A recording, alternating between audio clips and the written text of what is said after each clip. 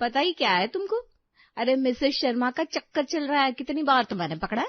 मजाल है मेरे सामने आंखें से आंखें मिलाकर खड़ी हो जाए। ऐसी लगती तो नहीं है वो।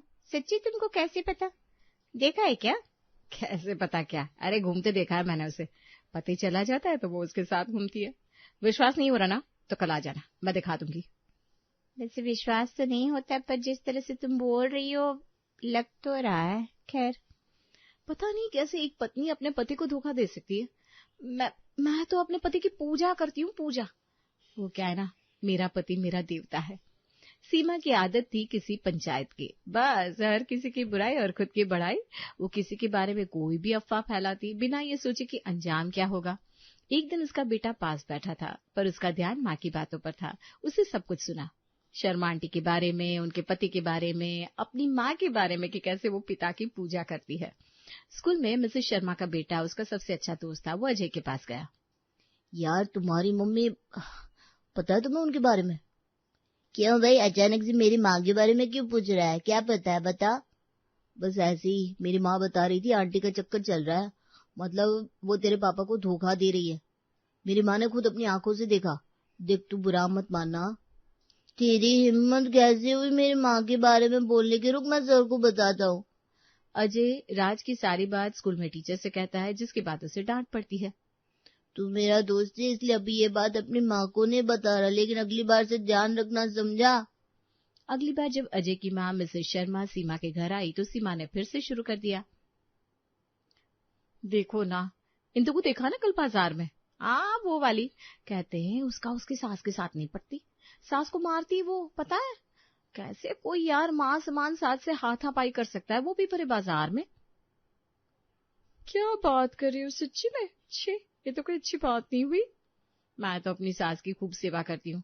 अरे सास के कारण ही तो पति मिला। इंदु जैसी औरतों से तो मैं दूर से ही बात करती हूँ। सही बोल रही है। वैसे पता नहीं क्या हुआ है, कॉलोनी के लोगों ने मुझे देखकर ना मुंह बनाना शुरू कर दिया है। पता नहीं मैंने क्या कर दिया। अरे छोड़ो ना इन कॉलोनी वालों को, क्या करना है इन लोगों का। आप रीटा की सुनो। रीटा ऐसी बदमाश, अपने पति का एक काम नहीं करती। घर का सारा काम बेचारा उसका पति करता है, बाहर का भी, नौकरी, फिर घर का। पता नहीं कैसे कैसे पति होते हैं। यहाँ मेरा पति तो एक गिलास पानी भी नहीं देता। राज सब सुन रहा था। उसके मन में एक नई चीज पनप गई। सोचने लगा, माँ तो सब जानती है, लेकिन शुक्र है हम लोगों का घर आसपास के लोगों की तरह नहीं है। मेरी माँ समझदार और अच्छी है। अगले दिन स्कूल में उसने अजय को बताया। यार तुम्हें पता है, इंदु आंटी के बारे में सब कहता है वो अपनी सास को मारती है। कौन कहता है यार? तू रहने दे, दूर ही रह मुझसे। कितनी पंचायत करता है औरतों की तरह। बस 2 हफ्ते बाद पूरी कॉलोनी में आग लग गई। अरे हिंदू तो बदमाश निकली यार, कैसे कर लेते हैं लोग ऐसा? दिखने में तो शरीफ लगती है। हाँ, और मिसेस शर्मा की सुना, उनसे तो उम्मीद ही नहीं थी। इतना बड़ा बेटा हो रहा है उनका। अरे क्या जरूरत थी इस उम्र में ये सब।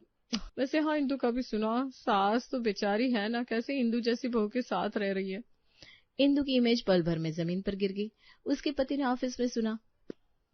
उसके पति को ऑफिस में ताने दिए गए। पड़ोस की महिलाएं उसे आंख दिखाती। उधर इंदु का पति कहता है, इंदु, ये सीमा है, इस औरत को जरा मजा चखाओ। कैसी कैसी बात कर रही तुम्हारे लिए। हाँ, मैंने भी सुना। मैं तो सीमा से बात भी नहीं करती, बहुत फेंकती है। हाँकने में तो खैर जो भी हो, उस पागल को मैं नहीं मुंह लगाऊंगी, लेकिन मिसेस शर्मा से बात करती हूँ। अगले रोज मिसेस शर्मा के दरवाजे पर इंदु खड़ी थी। दरवाजा खुला। मैं इंदु हूँ। आ गई, सब सुना है मैंने। अरे थोड़ी तो शर्म करो। मैं वही बताने आई हूँ, वो सब झूठ है। मैंने अपनी सास को कभी नहीं मारा। और क्या आपने कभी मुझे देखा ऐसे करते हुए, जो सीमा के कहने पर आपने पूरे मोहल्ले में गा दिया? मिसेस शर्मा के चेहरे पर कोई भाव नहीं था। मैं सच कह रही हूँ, मैं ऐसी नहीं हूँ। वैसे भी मैं जैसे भी हूँ, आपको मेरे बारे में ये सब बात करने का कोई हक नहीं था। मैं तो मोहल्ले में किसी के घर ना जाती हूँ, ना पंचायत का हिस्सा बनती हूँ। शायद सीमा को यही बुरा लगता है, मैं उसको मुंह नहीं लगाती ना। अब क्या हो सकता है, सब तो सुन चुका है। और सीमा झूठ क्यों ही बोलेगी। अभी जाओ तुम यहाँ से। किसी ने मुझे तुम्हारे साथ देख लिया तो मेरी भी इमेज खराब हो जाएगी। दरवाजा बंद हो गया। इंदु परेशान होकर दूसरी पड़ोसन रीटा के घर गई। रीटा, मैं अपनी बात रखने आई हूँ। देखो, पहले मेरी बात सुन लो, ऐसा बिल्कुल भी नहीं है। सफाई, किसी ने देख लिया होता तो बात अलग होती, पर सीमा कह रही है। सीमा झूठ बोल रही है रीटा, मैं कसम खाती हूँ। सच्ची मेरी सास मेरे लिए माँ समान है। भगवान जाने, इंदु माँ समान ही तो है, माँ तो नहीं, पर मारना नहीं चाहिए था। पर अब सबको पता चल गया ना, तो तुम सफाई देती ही फिर रही हो। इंदु के आंसू बह गए। किसी ने उसकी सच्चाई नहीं मानी। आखिर सीमा ने ऐसी अफवाह जो फैला रखी थी कि वो बेचारी कहाँ कहाँ किस किस से बात करती। घर आकर, मम्मी जी, सीमा ने तो मुझे कहीं का नहीं छोड़ा, वो ये बोलकर वो रोने लगती है। अरे तू क्यों रो रही है बेटा? बात मेरी है ना, मैं ठीक करूंगी। मैं बताऊंगी सबको कि मेरी बहू जैसी बहू हो ही नहीं सकती। अगली सुबह इंदु की सांस निकल पड़ी। सुनो शर्माइन, मेरी बात सुन। क्या बोला तूने मेरी बहू के बारे में? वो तो बस सीमा। अरे वो सब झूठ है। मेरी बहू बदमाश नहीं है, मैं उसकी माँ हूँ, मैं उसे जानती हूँ। झूठी मक्कार तो वो सीमा है। पर सीमा तो कह रही थी। अरे सीमा कह रही थी तो वो क्या कलेक्टर बनी है? जो वो कह रही थी वो सच है। मेरी बहू मोती है, मोती, समझी?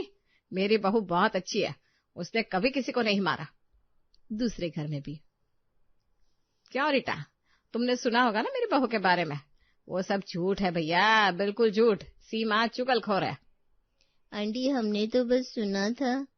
तो तुम मेरी बहू की जानो, वो कितनी अच्छी है, मैं जानती हूँ। वैसे इस बूढ़ी की आत्मा जलाई है ना उसने, उसका किया जरूर एक दिन सबके सामने आएगा। तब आओगी तुम मेरी बहू के पास माफी मांगने। अगले दिन मिसेस शर्मा बाजार से घर लौट रही थी। रीटा उसे देखकर मुंह चिढ़ाकर जाने लगी। ओए रीटा, रुक जरा, क्या बात है? पहले तो तू बड़ा हंस हंस कर बात करती थी मुझसे, अब क्या हो गया? हाँ, क्योंकि अब तो कहीं और हंस हंस कर बात करने लगी है। सुना है सब तेरे बारे में, सीमा बता रही थी, चक्कर चल रहा है तेरा। अरे शर्म नहीं आती, इतना बड़ा बेटा है तुम्हारा। क्या कह रही हूँ मैं? और चक्कर जवानी में चलाया नहीं, इस उम्र में क्या खाक चलाऊंगी। सीमा का अब समझ में आ रहा है। वैसे तेरे बारे में भी मुझे बता रही थी कि कैसे उंगली पर नचाती है तू अपने पति को। बस अब क्या था, रीटा और मिसेस शर्मा बैठकर एक दूसरे को क्या क्या पता है ये बात पता करने लग जाते हैं। वो कहती है तुम्हारा कोई चक्कर चल रहा है, तुम्हारे पति ऑफिस जाते हैं और तुम किसी के साथ घूमती हो। मिसेस शर्मा का चेहरा पीला पड़ गया। क्या? ये बिल्कुल झूठ है। वैसे तेरे बारे में बोल रही थी कि पति से सारा काम करवाती है, नौकरों के बदले घर का खाना उन्हीं से बनवाती है। अरे झूठ, एक नंबर की झूठ। मैं क्यों पति से काम करवाऊंगी? थोड़ा बहुत अपने मन से वो कर लेते हैं, वैसे भी उनके पास वक्त की कमी होती है। अच्छा, वो तुम्हारे बारे में ये बोल रही थी कि तुम्हारे पति चले जाते हैं, उसके बाद वो तुम्हारे घर आता है, सच है क्या ये? मिसेस शर्मा के हाथ से सब्जियों की थैली गिर गई। उसके चेहरे पर घबराहट दिखने लगी। शाम को मिसेस शर्मा घर पहुंची। उन्होंने तुरंत पड़ोसियों को फोन किया। हेलो, मैं ना मिसेस शर्मा हूँ। अरे सुनो, मेरे बारे में जो सीमा कह रही है ना, वो सब झूठ है, बिल्कुल झूठ। हम क्या जाने, सीमा झूठ क्यों बोलेगी? वैसे शर्म आनी चाहिए आपको। अरे नहीं नहीं, तुम सबको बता दूंगी मैं बिल्कुल सच्ची हूँ, मेरा कोई चक्कर नहीं है, सीमा झूठी है। उसने इंदु के बारे में भी झूठ बोला, अब रीटा के बारे में भी। दूसरे दिन मिसेस शर्मा इंदु के घर पहुंची। इंदु, मुझे माफ करना, मैंने तुम्हारी बात नहीं मानी, लेकिन अब मुझे समझ में आ गया कि सीमा कितनी झूठी है।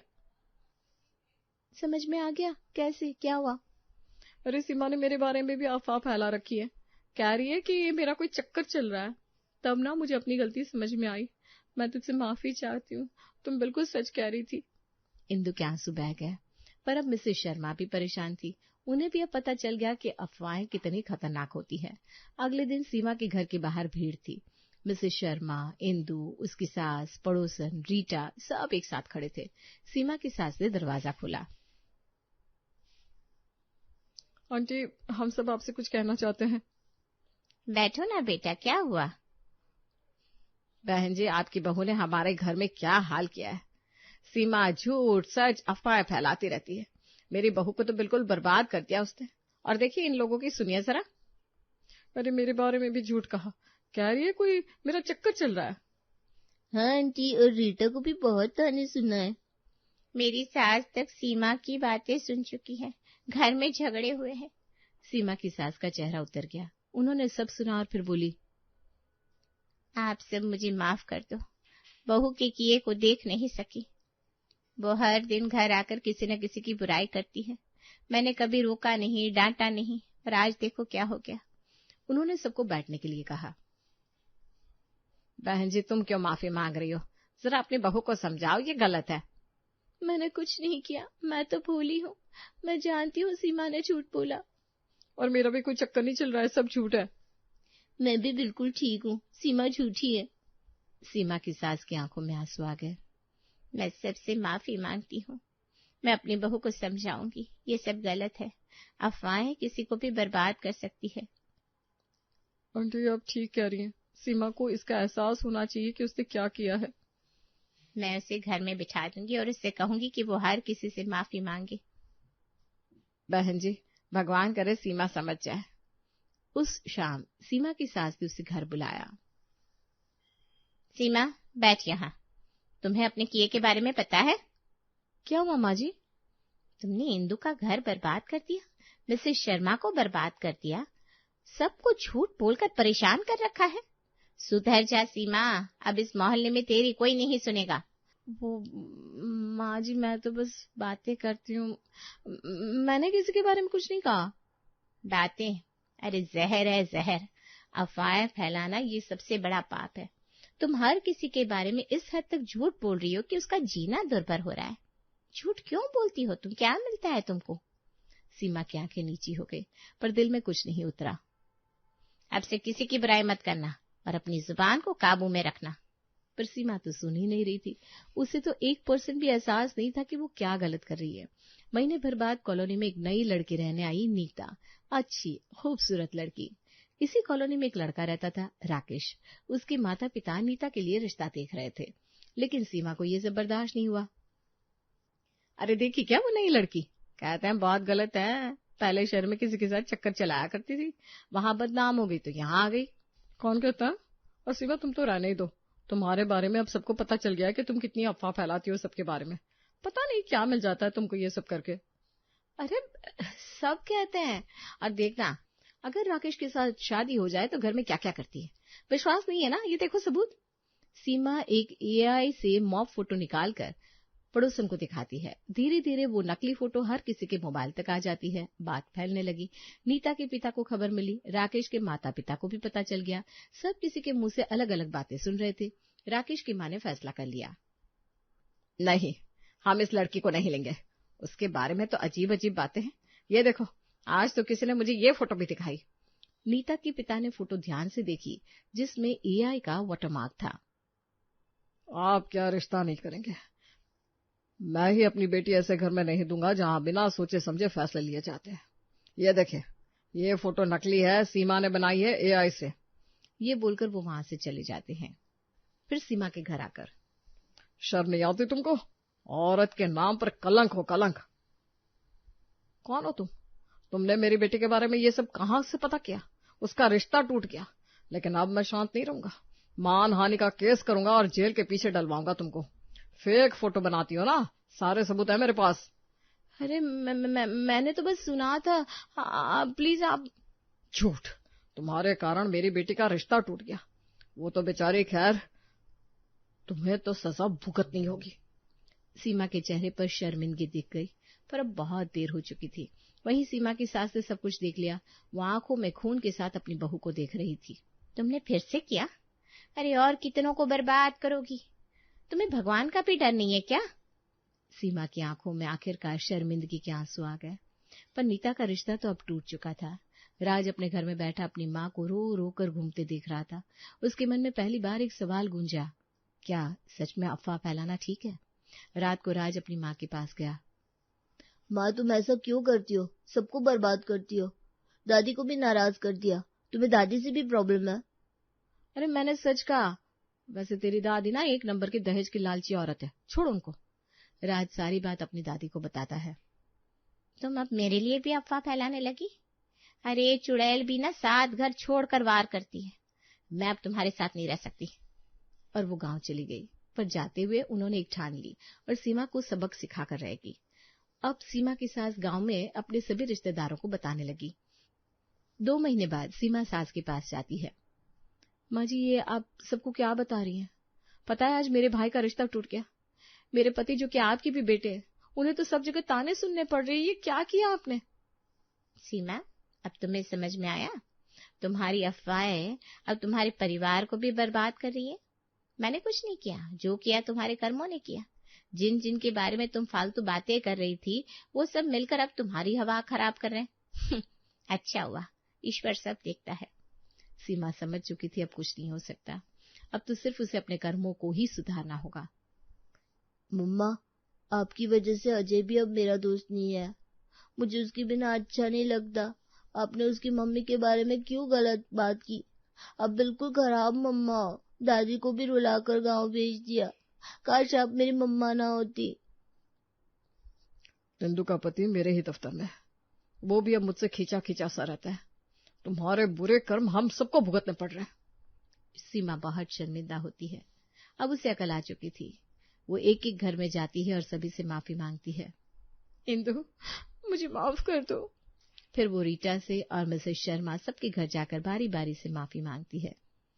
सुनिए जी, मुझे गांव जाना है माँ जी के पास। सीमा गांव जाकर सास से भी माफी मांगती है और उन्हें घर चलने के लिए कहती है। इस बार तो मुझे लग रहा है कि तू सुधर रही है। चल ठीक है, लेकिन आगे से ऐसा ना करना, समझी? सीमा कान को हाथ लगाती है कि अब तो ना बाबा ना।